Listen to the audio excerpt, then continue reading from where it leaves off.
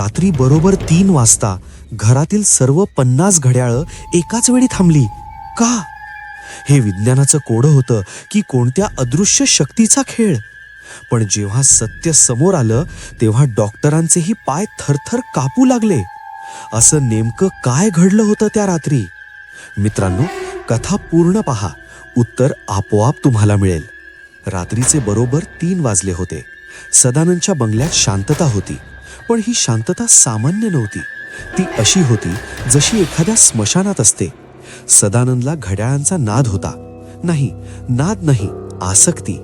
त्याच्या जुन्या वाड्यासारख्या बंगल्यात प्रत्येक भिंतीवर घड्याळ होतं. हॉल, किचन, बेडरूम आणि अगदी बाथरूमच्या बाहेरही एकूण 50 घड्याळं. काहींचा आवाज हलका टिक टिक, तर काहींचा आवाज खोल ठण ठण. तो आवाज सदानंदसाठी फक्त वेळ सांगणारा नव्हता. तो आवाज त्याच्या जगण्याचा पुरावा होता. त्याला वाटायचं, जोपर्यंत घड्याळं चालू आहेत तोपर्यंतच मी जिवंत आहे. कारण सदानंदला होती वेळेची भीती. वेळ थांबली तर त्याचं हृदयही थांबेल असं त्याला वाटायचं. आणि नेमकं त्या क्षणी सगळा आवाज बंद झाला.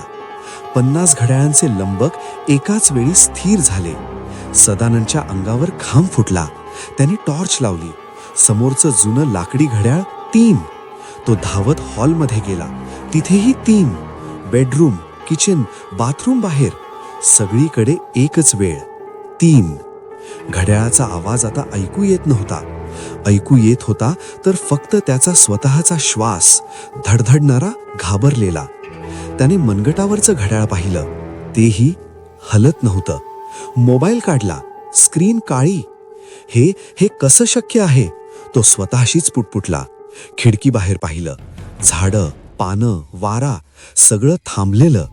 जणू संपूर्ण सृष्टीला कुणीतरी पॉज केलं होतं.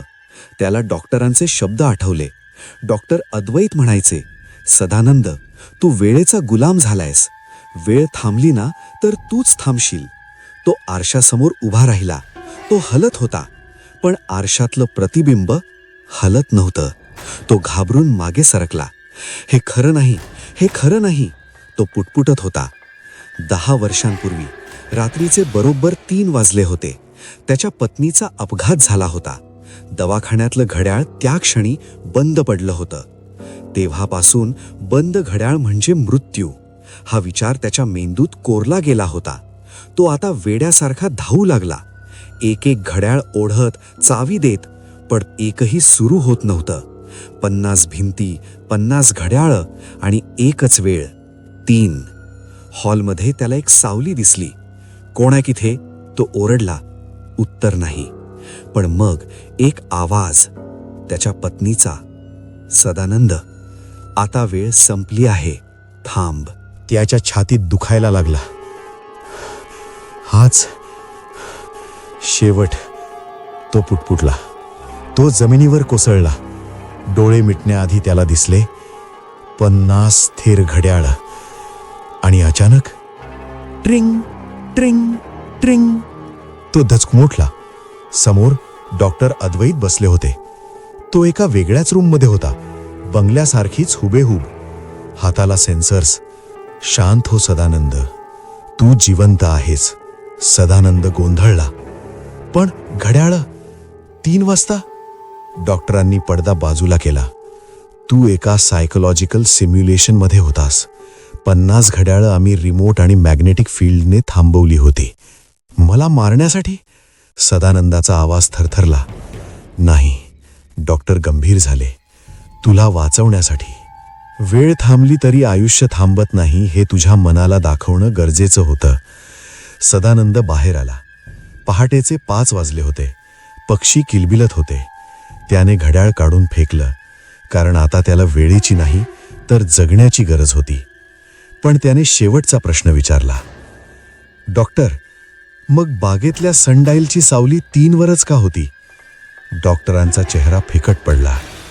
डॉक्टर अद्वैत यांच्या हातातील चहाचा कप थरथरला. सदानंदने विचारलेला प्रश्न त्यांच्या मनात खोलवर घुसला होता. बाहेरची घड्याळ का थांबली होती? डॉक्टर काही बोलणार तोच त्यांनी खिडकी बाहेर पाहिलं. क्लिनिक समोरचा तो उंच टॉवर, मोठं घड्याळ, 3 वाजले. 1 सेकंद, 2 सेकंद. काटे हालत नव्हते. डॉक्टरांनी घाईघाईने फोन काढला. No network. ते घामाघूम झाले आणि त्या क्षणी सदानंदच्या चेहऱ्यावर भीती नव्हती, तर एक विचित्र शांत समाधान होतं. डॉक्टर, तो हळू आवाजात म्हणाला. कदाचित वेळ फक्त माझ्यासाठीच नव्हती थांबली. तो क्लिनिकच्या बाहेर पडला. रस्ता, पहाट, पण एकही माणूस नाही. ना दूधवाला, ना पेपरवाला, ना फिरायला निघालेले लोक. सदानंदचे पाय थरथरत होते. त्याने एका दुकानाच्या काचेतून आत पाहिलं. भिंतीवरचं घड्याळ. 3 वाजले. त्याने हात पुढे केला. दार उघडायचा प्रयत्न केला. दार हललंच नाही. तो झाडाकडे गेला. एक पान तोडायचा प्रयत्न केला. पान पोलादासारखं घट्ट, हलत नव्हतं. त्याच्या मेंदूत एक विचार चमकून गेला. घड्याळ नाही, अस्तित्व थांबलंय. तो धावत परत क्लिनिकमध्ये गेला. डॉक्टर, तो ओरडला. पण आत डॉक्टर अद्वैत खुर्चीत बसले होते. डोळे उघडे पण स्थिर. पेन कागदावर टेकलेलं पण पुढे न सरकलेलं. सदानंदने त्यांच्या खांद्याला हात लावला. थंड, कडक, जणू दगड. नाही, हे खरं नाही. सदानंद आता या संपूर्ण जगात एकटाच हालू शकत होता. तो ओरडला. त्याचा आवाज भिंतींवर आदळून परत येत होता. कोणी ऐकणारच नव्हता. तो पुन्हा बंगल्यात गेला. ती 50 घड्याळं. 3. तो जमिनीवर बसला. हे स्वप्न आहे. त्याने स्वतःला चिमटा काढला. वेदना झाल्या, पण जागा झाला नाही. तेवढ्यात टिक. तो दचकून मागे वळला. 50व्या घड्याळाचा काटा हलला. 3 वाजून 1 मिनिट झाले. मग दुसरं, तिसरं. सगळी घड्याळं पुन्हा चालू झाली. बाहेर आवाज येऊ लागले. वाहनं, पक्षी, माणसं. जग परत जिवंत झालं. सदानंद धावत पुन्हा क्लिनिकमध्ये गेला. डॉक्टर अद्वैत नेहमीसारखे काम करत होते. तुम्ही गोठलेले होतात, सदानंद ओरडला. सगळं जग थांबलं होतं. डॉक्टर गोंधळले. सदानंद, तू अर्ध्या तासापूर्वीच इथून गेलास. आणि मी इथेच होतो. सदानंद हादरला. डॉक्टरांनी एक फाईल पुढे केली. तुला प्रयोगादरम्यान एक मायनर सीझर आला होता. त्या काही सेकंदात तुझ्या मेंदूने वेळ थांबलेली आहे अशी अनुभूती निर्माण केली.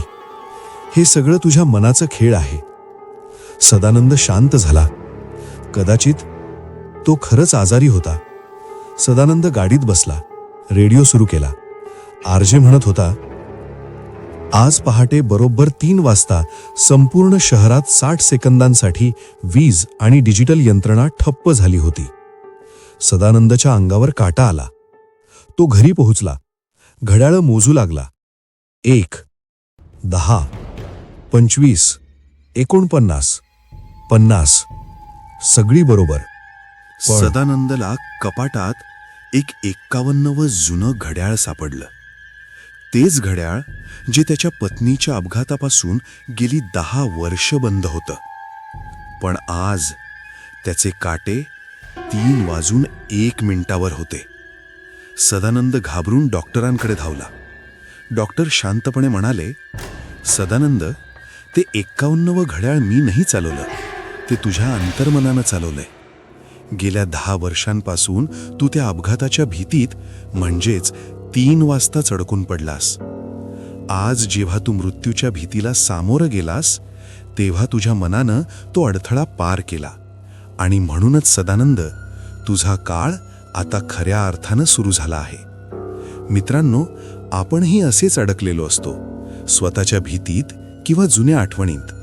आणि ज्या दिवशी तुम्ही भीतीचा तो टप्पा पार कराल, त्या दिवशी तुम्ही खऱ्या अर्थानं जगायला सुरुवात कराल. मित्रांनो, आता एक प्रश्न तुमच्यासाठी. तुमच्या आयुष्यात असं कोणतं बंद घड्याळ आहे जे तुम्हाला पुढे जाण्यापासून रोखतंय? आम्हाला कमेंटमध्ये नक्की सांगा. आम्ही तुमच्या कमेंटची वाट नक्की पाहू. आणि अशाच रहस्यमयी कथांसाठी विकी कथा चॅनलला लाईक, शेअर आणि सबस्क्राईब करायला विसरू नका. धन्यवाद.